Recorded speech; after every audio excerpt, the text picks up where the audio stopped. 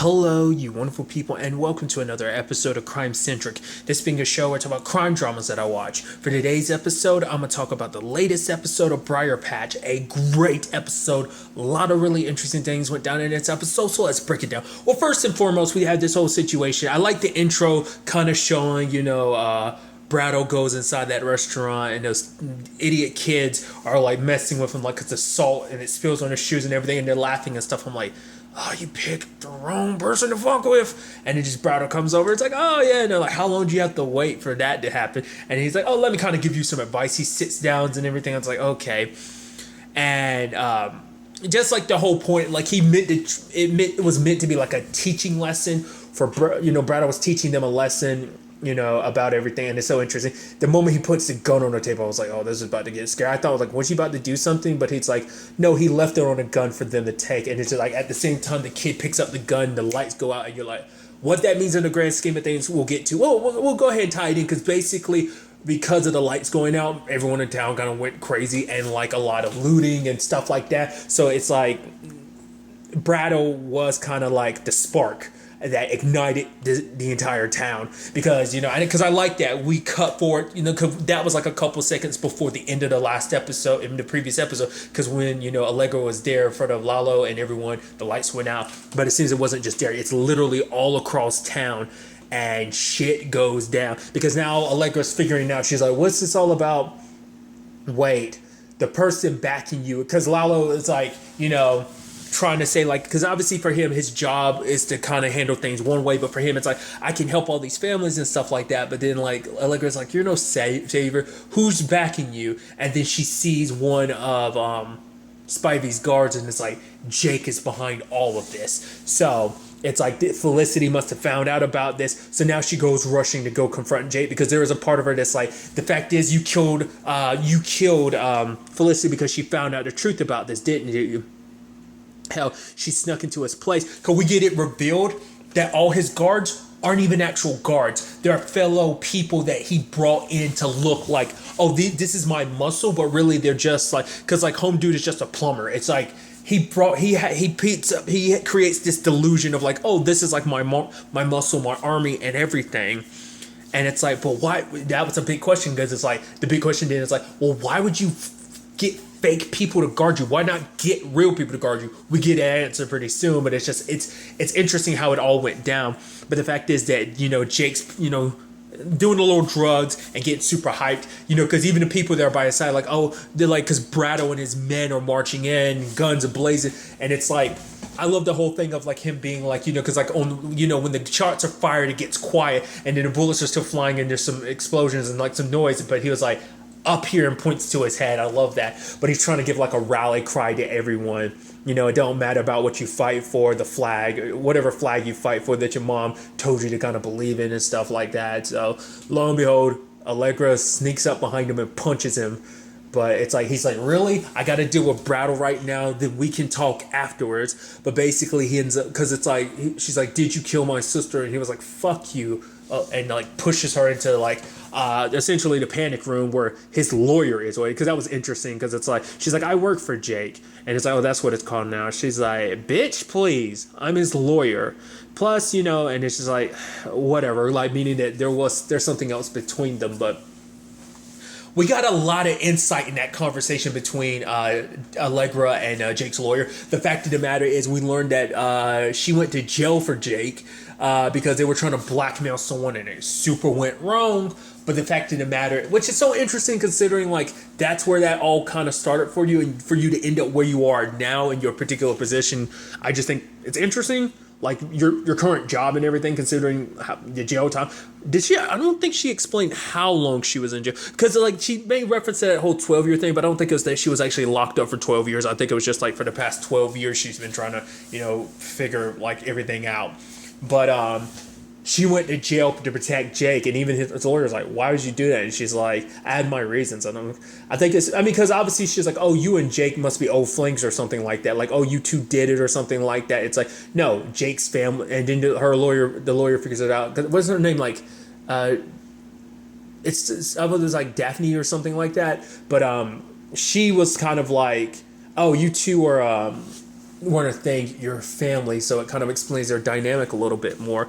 But then it's like, okay, take a look around this room. What do you see? Because once again, Allegra's asking the question, why get people who aren't actually, why not actual get security? And it's like, oh, because it turns out Jakey boy is broke. I was like, that's interesting. So this entire time he's been flexing, but even I'm like, why the fuck are you flexing when you ain't got nothing to flex on? Like, that doesn't make any sense. I guess he wanted the illusion of like, oh, there to be, him to appear scary, because if he had that muscle and stuff like that, Brattle was less likely to come after him, I guess is the point. Because like the whole thing was like, he just needed a pretend army. He didn't actually need them out there to do anything, because sadly, he didn't want anyone to get hurt. Sadly, at least one of his people ends up dying as a byproduct of this, and it's like the guy who was promising like, oh, we're going to make it through this. So I know it's crazy because I forget the fact is, the military training that Jake has, but like when he's kind of like, you see him kind of as this high bumbling idiot, but he went full blown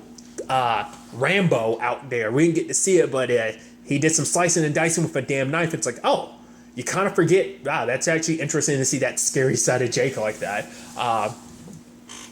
But the fact of the matter is, because Allegra's trying to figure out, okay, so, but he made so much money off those dealings, all the weapons and stuff he sold with Brattle, so it's like, where did it go? And his lawyer was explaining like it's tied up in shell companies and property and real estate, and it's like, right, he needs this deal, the immunity deal, to go through, because once the immunity deal's out of the way, all that money can come flooding in. He can actually use it, because if he uses it before he gets the immunity deal, the IRS can snatch it all up, so kind of be all for nothing. So he's basically keeping it so the IRS can't get it if it's all in like real estate and shell companies. They can't get to it. And the moment the immunity deal comes out, it's like, doesn't matter at that point. They can't touch him, and also hits the money's his. Like full blown, he can just kind of cash it all out and kind of get control of it. But it's like, but then once again, Allegra asks the question, why has he been playing coy this entire time? Like,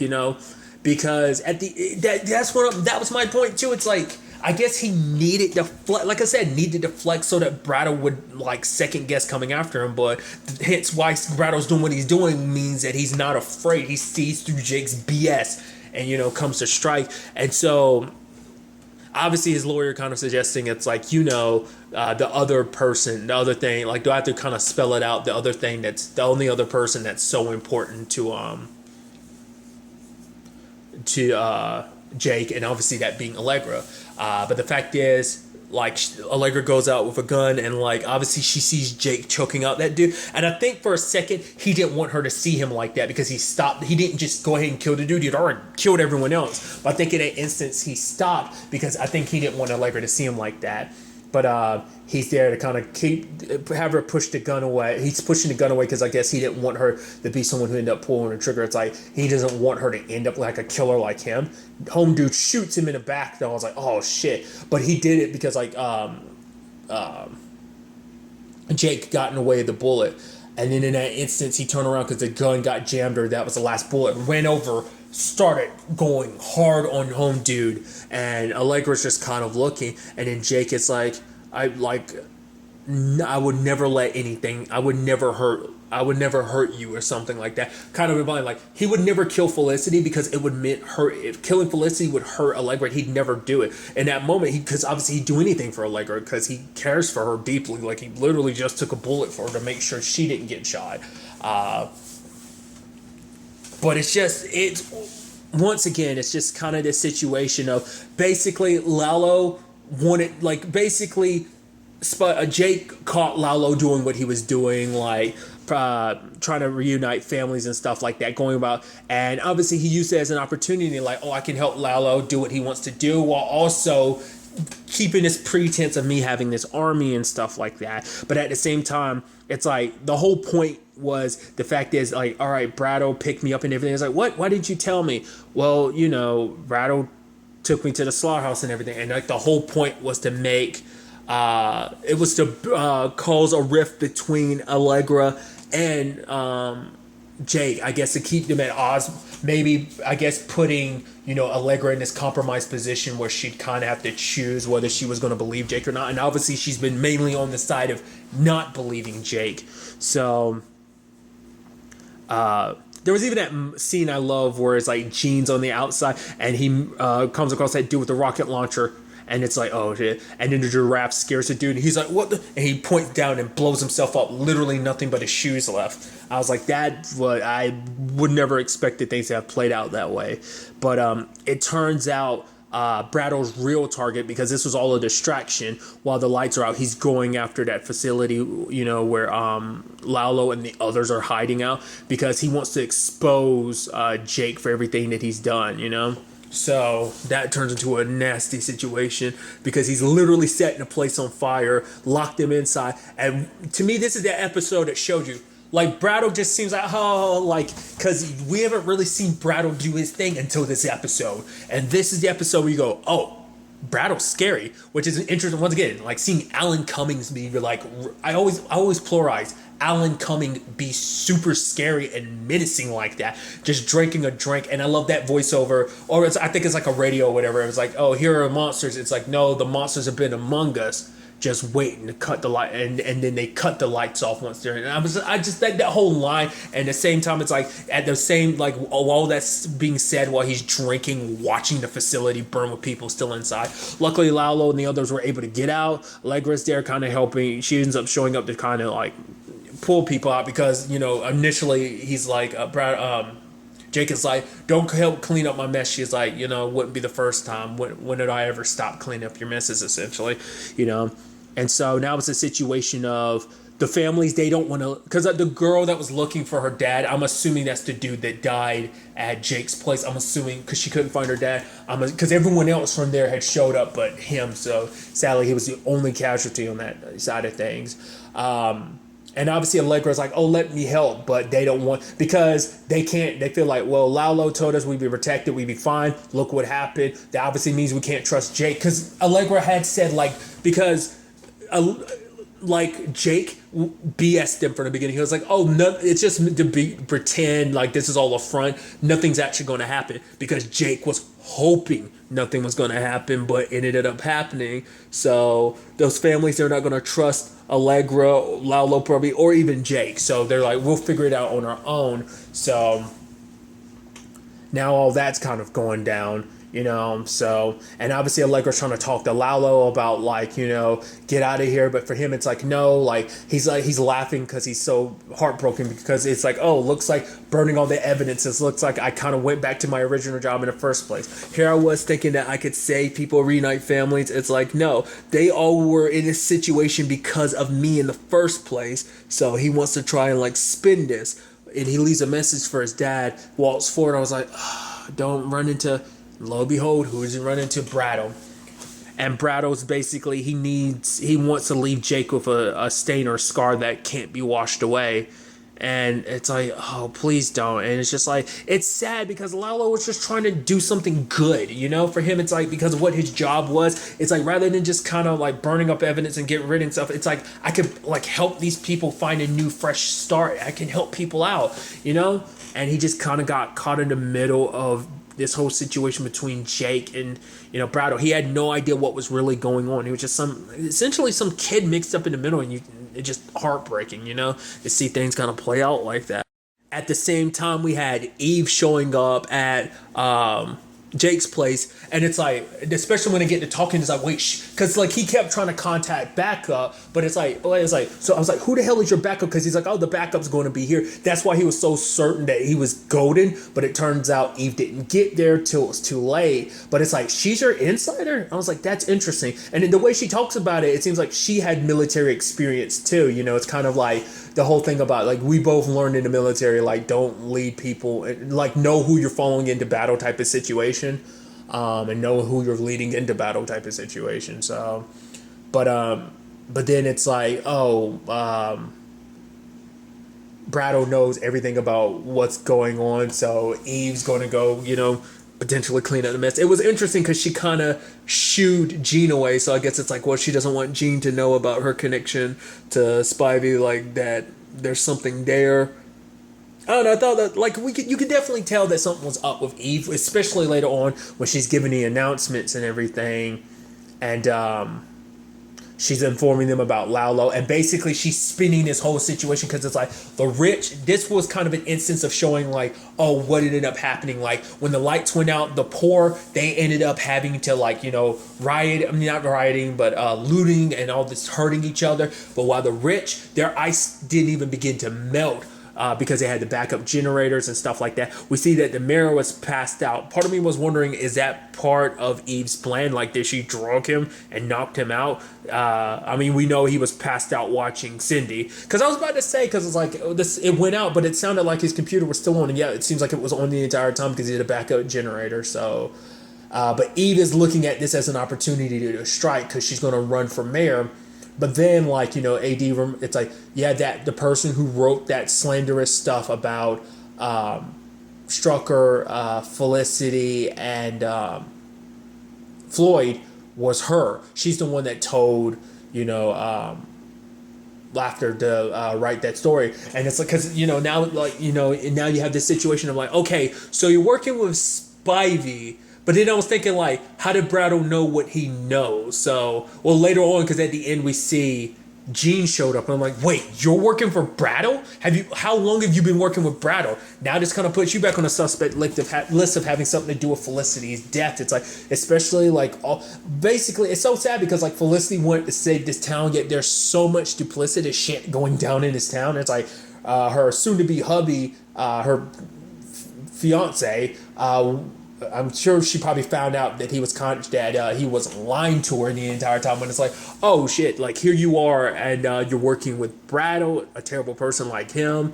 But also like, I feel like, because that's what I'm wondering, is that how Brattle knew so much about what Jake was up to? Is it just he was that well informed, or did Gene hook him up? But there was also part of me like, did Eve hook him up with that information? Like, is she playing both sides of the fences in this situation? That's what I'm so curious about in that regard, because Gene is saying like, I can fix it, like everything's kind of spiraling out of control, which makes it imply like maybe he did have something to do with Felicity, because there's a whole thing with his wife Lucretia. Like, the fact of the matter, he comes in his office and she's there basically dumping out and finding the ring. That's Felicity's ashes, isn't it? Like, you would think Allegra would have those, wouldn't she? But I guess like he kind of went to kind of claim them. I'm assuming that's what that was. I thought maybe it was just like, I don't know. Like, I mean, I would assume those are her ashes, hence why he put the ring there. But I guess that was just, maybe she was just dumping it out to find the ring. But it's like, now she's like, I want to go home. And that's why I'm like, what is that relationship? I don't get that. And it's like, maybe it's because she's pissed. Maybe anytime she saw Allegra, she kind of felt bad about the whole Felicity situation because she knew what her husband was really up to. Maybe that's what the whole thing is between Eve and